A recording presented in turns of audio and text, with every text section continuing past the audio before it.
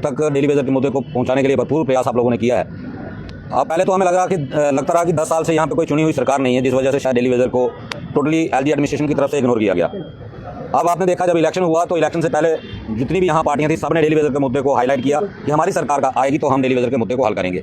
उमर साहब ने भी बहुत सारे बयान दिए थे कि पहली प्रायोरिटी पे हम डेली वेजर का मसला हल करेंगे, और राठौर साहब का बयान था कि हमारी रिपोर्ट जो 2014 की बनी हुई है ऑलरेडी कैबिनेट सेक्रेटरी के अंदर पड़ी हुई है, और जो रिपोर्ट कैबिनेट सेक्टर में पड़ी हुई थी वो आज तक इंप्लीमेंट नहीं हो पाई।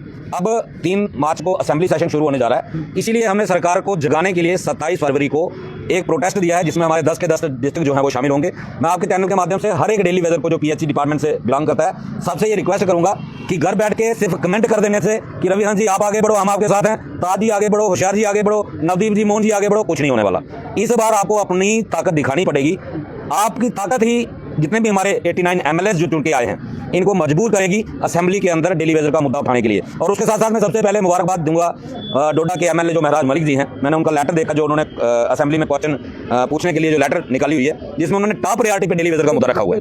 तो मैं अपील करूंगा हमारे जितने भी यहाँ से जम्मू कश्मीर से विधायक हैं 29 के 89 उनसे यही रिक्वेस्ट करूंगा कि बाकी मुद्दे जो हैं सभी जरूरी, हम नहीं कहते कोई मुद्दा जरूरी नहीं है, लेकिन सबसे बड़ा जरूरी मुद्दा है जो डेली वेजर का मुद्दा है, जो पिछले 30 सालों से लगातार शोषण का शिकार हो रहे हैं। आप सबने डेली वेजर का वोट लिया, किसी को 2% मिला होगा, किसी को 5 मिला होगा, किसी को 10 मिला होगा, लेकिन हर एक एमएलए जो बना है वो डेली वेजर के कंट्रीब्यूशन से ही बना है। और आपकी जिम्मेदारी बनती है कि आप असेंबली सेशन में पहले दिन से डेली वेजर के मुद्दे को उठाएं, और अगर असेंबली के दौरान डेली वेजर के मुद्दे का हल नहीं निकलता तो असेंबली के दौरान फिर से बड़ा प्रोटेस्ट हो सकता है, उसमें एमएलए के गिरा भी हो सकता है। हम तो पहला 27 का जो है वो सिर्फ इनको यही याद दिलाने के लिए और एक रिक्वेस्ट मान लें कि हम इसलिए कर रहे हैं कि असेंबली के अंदर हमारा मुद्दा है और हमारे मुद्दे का सोल्यूशन निकले। नहीं तो आपने देखा 968 दिनों से हम लगातार धरना प्रदर्शन कर रहे हैं। और मैं बाकी जितने भी डिवीजन डिपार्टमेंट जो हमारे हैं 47 के 47 डिपार्टमेंट, मैं सभी को रिक्वेस्ट करूंगा डेली वेजरों से कि 27 फरवरी को सभी अपने अपने डिपार्टमेंट से बाहर निकलें और अपने अपने घरों से बाहर निकलें। अगर हम 61,000 की बात करते हैं तो 27 फरवरी को 61,000 डेली वेजर जो है वो सड़क पर अगर आ गया तो असेंबली के अंदर डेली वेजर के सिवा दूसरा कोई मुद्दा नहीं होगा। ये अब डेली वेजरों को तय करना है कि वो इस बंधुआ मजदूरी से मुक्ति चाहते हैं या आगे भी इसी तरह से गुलामी करना चाहते हैं। ये अब डेली वेजरों को तय करना पड़ेगा। अच्छा लग रहा है कि बटे हुए नजर आते हैं, क्योंकि बीच में कुछ आपकी भाई बंधु हैं, पहले आपके यूनाइटेड फ्रंट के साथ थे जो एक ही मंच के थे। उन्होंने कहा कि अगर कोई करेगी वो भाजपा ही करेगी, इलेक्शन से पहले कहा था, और इलेक्शन के दिनों में भी कहा था कि भाजपा ही करेगी। बस उन्हें इलेक्शन का रिजल्ट का इंतजार है, पर रिजल्ट जब आए, परिणाम कुछ और ही हुए, सरकार एनसी की बनी। तो उन लोगों का क्या जो आज भी कहीं ना कहीं जो 28 या 29 है तो भगवान को जो प्यारे हो गए बात करें, तो बाकी जो विधायक है जम्मू कश्मीर से, जम्मू की अगर बात करते हैं तो क्या लगता है आने वाले असेंबली सेशन में वो उनकी बात कर पाएंगे? क्या इसे प्रायोरिटी पर रखेंगे जैसे महराज मलिक ने रखा है? क्या लगता है आपको? मैम देखिए, मैं तो रिक्वेस्ट ही करूंगा सबसे, किसने क्या किया वही लोग कहते थे कि वो पार्लियामेंट इलेक्शन में आपने वो इंटरव्यू किया था तो उन्होंने कहा 3 महीने के अंदर अंदर बीजेपी हमारा मसला हल कर देगी। बीजेपी के पास अब जम्मू कश्मीर की भी इनडायरेक्टली सरकार थी और केंद्र में मेजॉरिटी में थी, लेकिन उन्होंने नहीं किया। हम कहते हैं जो हो गया सो हो गया, वो वापस नहीं आएगा। लेकिन अभी भी एक मौका, आज मुझे लगता है कि बीजेपी को डेली वेजर का मुद्दा उठाने में कोई ज्यादा दिक्कत नहीं आएगी, क्योंकि आज वो विपक्ष में है।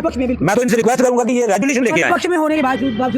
मैं तो इनसे ये रिक्वेस्ट करूंगा, आज आप उमर सरकार को घेर सकते हो, आप रेजोल्यूशन लेके आइए डेली वेजर के मुद्दे पे, आपके सामने आ जाएगा सब कुछ कि उमर सरकार अपने वादे से पीछे हटेगी तो नुकसान उनका होगा, आपका कोई नुकसान नहीं होगा। आज आपके पास मौका है। मैं तो रिक्वेस्ट करूंगा बीजेपी के 29 के 29 एमएलए, 2 एमएलए को मैंने वो महराज मलिक का लेटर भेजा भी है कि वो भी इस तरीके से डेली वेजर का मुद्दा प्रायोरिटी पे रखें। और मेरी उन लोगों से भी अपील है जिन लोगों ने बीजेपी का प्रचार किया था, जो लोग हमारे खिलाफ होकर बीजेपी के प्रचार में शामिल हुए थे, भाई आज आपकी सरकार है, आज आपके एमएलए हैं, उनको बोलो कि रेजोल्यूशन लेके आए, डेली वेजर का मुद्दा हल करवाएं। हमें किसी से कोई लेना देना नहीं है। हमने सारी सरकारें देखी हैं, एनसीपी देखी, पीडीपी भी देखी, कांग्रेस भी देखी, पैंथर भी देखी, बीजेपी भी देखी, ये सबने हमारे साथ शोषण किया। हम उसी की जय जयकार करेंगे जो रेगुलेशन देगा, उसके बाद हम जिंदाबाद का नारा लगाएंगे, तब तक हम किसी के जिंदाबाद का नारा नहीं लगा सकते। सेम यही बात जैसे रवि ने बोला है। एक तो पीएचई एम्प्लॉय जनरल फ्रंट ने अभी डिसाइड किया 27 फरवरी को डेट निकालिए, तो मेरी आपके माध्यम से हर डेली वेजर से अपील रहेगी, अपने हक सच के लिए निकलें। तो 27 फरवरी को एक बड़ा सा कार्यक्रम, सरकार जो सत्ता में आई है शायद हो गई है, उसको जगाने के लिए एक हमारा तगड़ा सा बड़ा सा कार्यक्रम रहेगा। लगातार 3 साल से हम लोग प्रदर्शन करते आ रहे हैं। क्या 28 विधायक आपके साथ बैठेंगे?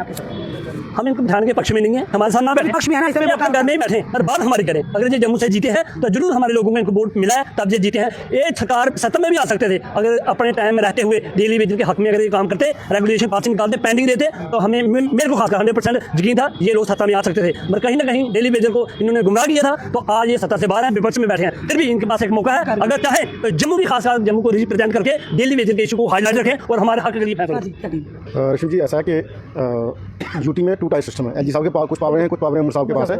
अगर उमर गवर्नमेंट कोई प्रपोजल बनाती है तो बीजेपी के एमएलए अगर सीरीज हमारे लिए तो केंद्र से हमारे लिए एक special packet one time settlement का लेके आ सकते हैं। अगर वो चाहते हैं, अगर वो इलेक्शन से पहले ये कहते थे कि हमारी सरकार आएगी तो हम मसला हल कराएंगे, अभी भी 50% सरकार आपकी है, केंद्र का पूरा दखल माननीय होम मिनिस्टर साहब यूट्यूब को देख रहे हैं, तो इस होम इशू को सियासत की नजर कोई ना देखे। 89 के 89 एमएलए इस बजट में इस मसले को हल करवाएं। जैसे आपने 90 स्कॉर्पियो लेने के लिए सब लोग आप 90 के 90 आप इकट्ठे हो गए, या अपनी आपकी पे एक डेढ़ महीना नहीं आई तो आप सब लोग इकट्ठे हो गए, फिल्म लगा आप सब इकट्ठे हुए इस मुद्दे को। ये ह्यूमन इशू है। हम क्या मांग रहे हैं? रोटी। हम अपने हक की तनख्वाह मांग रहे हो, क्या मांग रहे हैं? कि हमारा परमानेंट साथी अगर जो फैसले उसको वही हमें दिया, इक्वल वर्क की बात करते हैं, हमको बड़ी बात नहीं करते। ये 89 एमएलए आंखें अपनी खोले, अगर महराज मलिक जी ने कुछ हमारे हाथ में किया तो हमको थैंक्स करते हैं, लेकिन बाकी भी एक जो है उनको भी सोचना चाहिए। नवदीप जी क्या कहेंगे? मैसेज एक छोटा सा संक्षेप में। 27 को बड़ा होने वाला है और क्या उम्मीद रखते हैं आने वाले 27 के लिए मेरे जो अपने यूनाइटेड फ्रंट के जो मेंबर हैं उन्होंने पूरा विस्तार में बता दिया है। मैं तो सरकार से अब ये रिक्वेस्ट करूंगा, जो 3 तारीख को असेंबली शुरू हो रही है, इसको जो पिछली बार असेंबली में जो अखाड़ा बनाया था इन्होंने, मैं उनसे ये रिक्वेस्ट करूंगा कि जो आपने मैनिफेस्टो में लिखा हुआ है, जो लोगों के साथ वायदे किए हुए जम्मू कश्मीर के लोगों की तरक्की के लिए, उस मैनिफेस्टो के तहत आप लोगों को उस मंच पे बात कीजिए और लोगों का जो काम है वो कीजिए। उससे सबसे जो बड़ा जो मसला है वो है दिल्ली वेजरों का, उनको परमानेंट करना, जो कि इनके मैनिफेस्टो में था सरकार की। अगर अपोजिशन का काम है कि मैनिफेस्टो जो सरकार ने दिया है, जो सत्ता में बैठे हुए हैं, उसकी अपोजिशन में बैठ के उनसे वो काम करवाया जाए, क्योंकि उन्होंने मैनिफेस्टो में दिया है। और ये मैं रिक्वेस्ट करता हूँ सभी एमएलए से कि ये जो मुद्दा है जो दिल्ली वेजरों का, इसको हल कराया जाए। चलिए आज फिर से एक बार ऐलान किया है, भैया छोटा सा आप बोल दो, कुछ क्या बोलोगे आप? बस मैं यही बोलना चाहता हूं, क्योंकि डेली वेज भी सीन में कहीं ना कहीं हुए हैं, सभी कोई किसी पार्टी में दौड़ रहा है, ये कड़वा सच होगा हमारे लिए, पर हम कहेंगे कोई किसी पार्टी में दौड़ रहा है, कोई किसी पार्टी के सोच रहे ये हमारा काम करवाइए, जिसकी वजह से आपकी यूनिटी टूट जाती है और आपके काम नहीं हो पा रही। मैं सभी डेलीवेजर भाइयों से यही हाथ जोड़ के विनती करता हूँ कि सभी इकट्ठा हो जाएं और अपने हक की लड़ाई वो खुद लड़ें। जे ना बाद में बोलें कि इनको 4 साल हो गए, इनको इतने साल हो गए। हम तभी भी ग्राउंड में बैठे हुए हैं, मगर जिनको शक है कि हाँ ये क्या करना है क्या नहीं, वो भी खुद आकर बैठ कर देखें। मैं यही कहना चाहता हूँ आपके चैनल के माध्यम से कि उनको 27 तारीख को इकट्ठा होना चाहिए, अपनी हक की लड़ाई खुद लड़नी चाहिए, ना कि हमें